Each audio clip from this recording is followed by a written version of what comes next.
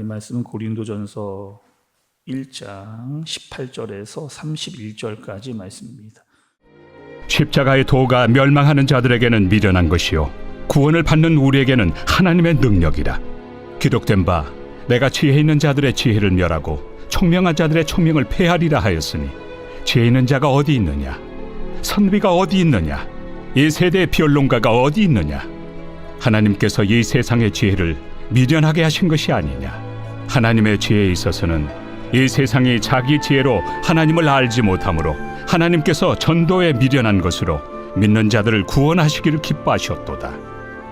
유대인은 표적을 구하고 헬라인은 지혜를 찾으나 우리는 십자가에 못 박힌 그리스도를 전하니 유대인에게는 거리끼는 것이요 이방인에게는 미련한 것이로되 오직 부르심을 받은 자들에게는 유대인이나 헬라인이나 그리스도는 하나님의 능력이요 하나님의 지혜니라.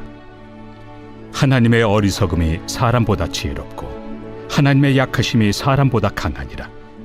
형제들아, 너희를 부르심을 보라. 육체를 따라 지혜로운 자가 많지 아니하며 능한 자가 많지 아니하며 문벌 좋은 자가 많지 아니하도다.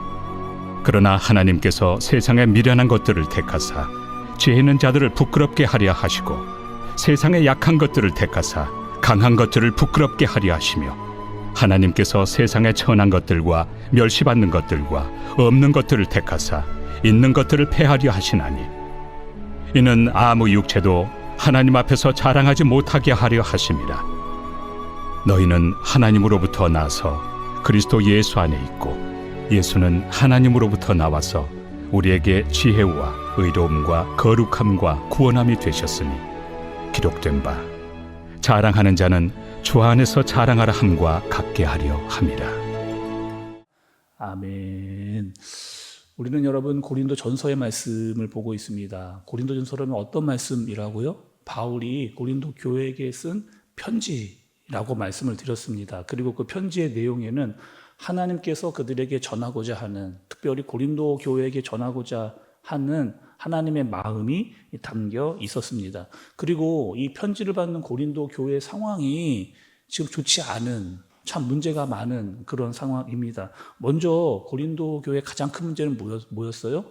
서로 끼리끼리가 심했습니다. 파벌이 굉장히 심했던 그런 교회였습니다. 나는 바울파야, 나는 아볼로파야, 나는 게바파야, 나는 그리스도파야, 이렇게 파가 나눠지면서 서로의 의견을 막 서로 주장하는 그런 파벌이 있는 그런 교회였습니다.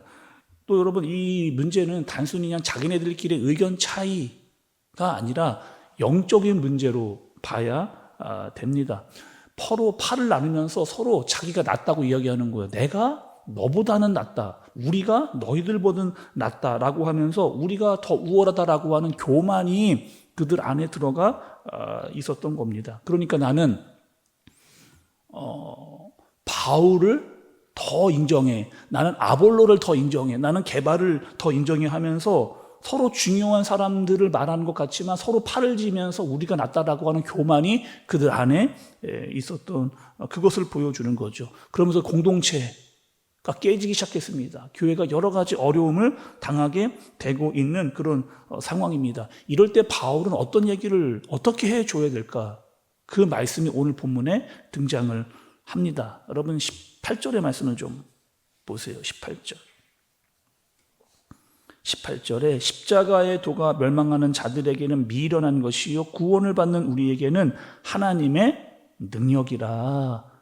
바울이 강조하는 게 있어요. 가장 먼저 강조하는 것은 무엇이냐? 십자가입니다. 십자가. 여러분, 우리 십자가 모르시는 분 없잖아요. 십자가가 어떤 의미를 가지고 있는지 우리는 다 알고 있습니다. 근데 그 당시에는 십자가에 대한 생각을 가진 두 부류의 사람들이 있었어요. 어떤 사람들이었느냐? 십자가는 미련한 것이다. 십자가는 왜 이런 생각을 했을까요? 십자가라고 하는 것은 여러분 그냥 단순히 보면 죄인들이 죽는 형틀입니다. 십자가는 죄인들을 죽이는 그런, 가장 고통스럽게 죽이는 그런 형틀이에요. 그런데 하나님의 아들이신 분이, 그분이 예수님이라면서, 근데 그 예수님이 어떻게 죄인이 죽는 십자가의 형틀에 죽을 수가 있겠느냐? 이거는 말이 안 된다라고 생각하는 사람들인 거예요. 그러니 십자가를 그냥 세상적인 관점에서 보면 이 십자가는 어떤 것이냐? 여러분 잘 생각해 보세요. 이 십자가라고 하는 것이 세상 사람들이 보기에는 예수님이 살아났느냐, 아니면 예수님이 성공을 했느냐, 아니면 세상보다 더 높이 올라갔느냐, 이겼느냐. 만약에 십자가를 이런 관점으로만 보게 된다면 십자가는 완전히 실패입니다. 십자가는 완전히 실패인 거죠. 왜요? 예수님이 붙잡히셨거든요. 예수님이 처형을 당하시고 예수님이 죽으셨습니다. 그러니까 세상적인 눈으로 보면 이 십자가는 완전히 패배로 볼 수 있는 거죠. 하나님의 관점으로 보면, 하나님의 관점을 보면 완전히 다릅니다. 예수님의 십자가는 어떤 의미를 가지고 있어요? 예수님은 단순한 죄인을 죽이는 형틀이 아닌 겁니다. 죄를 구속하는 능력을 가지고 있고, 예수님께서 십자가에 달리셨기 때문에 구원이 있고 영원한 생명이 있게 되었습니다. 이 중요한, 이 하나님의 놀랍고 큰 지혜를 세상 사람들이 알지를 못하는 거예요. 십자가에 하나님의 가장 깊은 지혜가 들어있는데 사람들은 이것을 인정하지 않는 겁니다. 특히 여러분 고린도 지역의 사람들이 어떤 사람들이었다고요? 머리가 좋은 사람들이었어요. 아는 것을 많이 있다라고 이야기하는 사람들, 말도 잘하는 사람들, 나름 엘리트라고 말하는 그런 사람들이었는데 정작 십자가는 모르고 있는 사람들이었던 겁니다. 21절의 말씀도 좀 보세요, 여러분. 21절에 하나님의 지혜에 있어서는 이 세상이 자기 지혜로 하나님을 알지 못함으로 하나님께서 전도에 미련한 것으로 믿는 자들을 구원하시기를 기뻐하셨도다. 여러분, 하나님이 어떻게 하셨다는 거예요? 세상 사람들이 미련해 보이게 하는데 하나님은 그것을 통해서 믿는 자들을 구원하신다. 믿는 자들을, 세상 사람들은 미련하다라고 보는데 하나님은 그것을 통해서 믿는 자들을 구원하신다라고 하는, 그러니까 고린도 사람 입장에서는 이거가 이해가 되지를 않는 겁니다. 자기의 머리로 이해가 안 돼요. 철학적으로도 이게 논증이 되지를 않는 겁니다. 아무리 봐도 세상적인 기준으로는 이것이 맞지 않는, 설득이 되지 않는 그냥 미련한 것으로 보여요.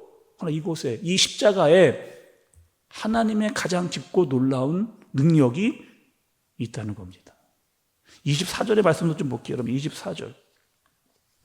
오직 부르심을 받은 자들에게는 유대인이나 헬라인이나 그리스도는 하나님의 능력이요 하나님의 지혜니라, 이렇게 기억이 되어 있습니다. 세상 사람들은 여러분 어떤 걸 좋아해요?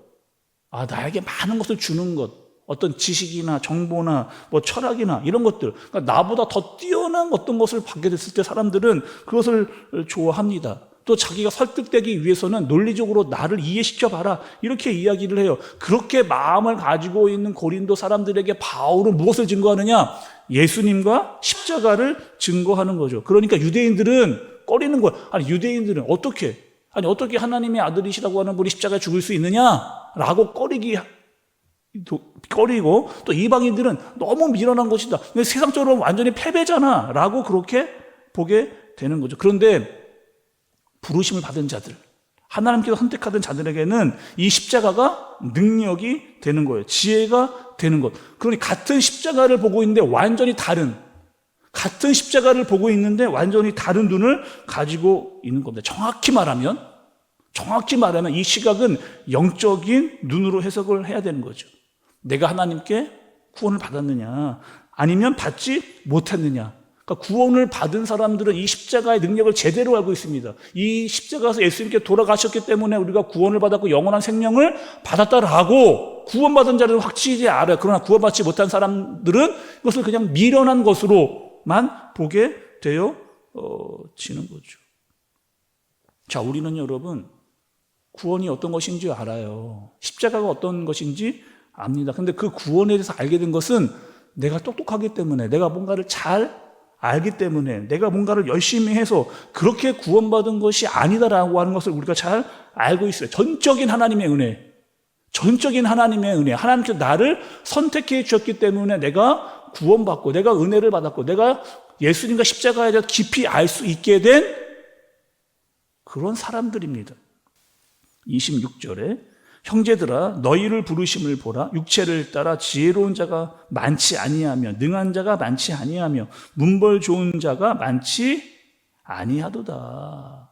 자, 여러분 다시 한번 말씀드려 볼게요. 고린도 지역에는 어떤 사람들이 많았느냐? 머리 좋은 사람도 많았어요. 말 잘하는 사람들도 많이 있었습니다. 그런데 고린도 교회의 성도들은 어떠했느냐? 지혜로운 자 별로 없어요. 능한 자도 별로 없습니다. 문벌 좋은 사람들도 별로 없어요. 그냥 다 평범해 보이는 그런 사람들인데 어떻게 본다는 거예요? 지금 하나님께 그들을 부르셨다. 부르신 이유는 27절과 28절에 보니까 세상에 미련한 것들을 택해서 지혜로운 자들을 부끄럽게 하시려고, 세상에 약한 것들을 택하사 강한 것을 부끄럽게 하시려고, 없는 것들을 택하사 있는 것들을 패하게 하시기 위해서, 그 하나님의 능력을 드러내시기 위해서 그들을 부르셨다라고 그렇게 말씀하는 겁니다. 자, 여러분 오늘 이 새벽에 말씀을 들으면서 말씀은 우리에게 물어보고 있어요. 나는 무엇을 자랑하고 있는가? 여러분 무엇을 자랑하고 계세요? 내가 많은 것을 알고 있는 것, 내 경험, 아니면 내 지식, 아니면 내 오랜 신앙생활, 아니면 내가 쌓아놓았던 그 어떤 것. 여러분 그런데 그런 것들이 나쁜 것은 아니에요. 많이 알고 똑똑하고 뭐 경험이 많고 신앙생활 오래 한 것 나쁜 것이 아닙니다. 그런데 그것이 내 우선순위에 가장 먼저가 될 때 그것이 위험하게 되는 거죠. 그것이 내 중심이 되는 순간 십자가는 뒤로 밀리기 때문입니다. 그리고 서로의 경험과 지식과 가지고 있는 것들을 마구 자랑하기 시작할 때 교회가 서로 끼리끼리가 되는 거예요. 서로 파벌이 생기게 되는 겁니다. 그리고 자기의 생각과 비슷한 사람들끼리만 모이게 되는 거예요. 그렇게 파당이 생기게 되는 겁니다. 그리고 고린도 교회는 그렇게 파당을 짓고 서로를 비난하는 그런 모습을 볼 수가 있는 거죠. 바울은 그들에게 십자가를 강조해요. 바울은 그들에게 십자가를 강조합니다. 너희들 다 십자가 앞에 서야 한다는 거예요. 십자가 앞에서는 잘난 사람도 없고 못난 사람도 없고 다 죄인이라고 하는 사실을 너희는 반드시 깨달아라. 내가 좀 많이 안다? 조금 적게 안다? 내가 신앙생활 오래 했다? 적게 했다? 그것들 다 아무것도 아니라는 거예요. 십자가 앞에서. 그리고 우리는 전적으로 하나님의 은혜로 구원받은 사람들이라고 하는 사실, 그 사실을 잊지 말라 알려주고 있습니다. 우리가 십자가 앞에 설 때 우리도 마찬가지예요. 여러분 고린도 교회 성도들에게만 바울이 이야기하는 게 아니고 우리에게도 말씀합니다. 우리가 십자가 앞에 설 때 우리의 자랑은 다 사라지게 되는 거예요. 파당 짓는 거 끼리끼리 다 소용없는 그런 모습입니다. 십자가가 바로 우리를 하나 되게 만드는, 십자가 하나로 충분하다라고 하는 그 십자가 앞에 설 수 있는 저와 여러분들 되어지시길 예수님의 이름으로 축복합니다. 기도하겠습니다. 하나님 아버지, 우리는 십자가에 대해서 너무나 잘 알고 있습니다. 그런데 정작 십자가 앞에는 서지 않았습니다. 자꾸 내 생각과 경험과 고집과 내가 가지고 있는 그 어떤 것만을 드러냈습니다. 이 시간 우리 말씀을 들으면서 다시 십자가 앞에 섭니다. 그리고 그 앞에 자랑할 것이 없다는 것, 전적인 하나님의 은혜라는 것, 이 사실을 알고 하나님이 주시는 말씀 그리고 은혜를 가지고 살아가는 우리가 되어지도록 주님께서 인도하여 주시옵소서. 예수님의 이름으로 기도드리옵나이다. 아멘.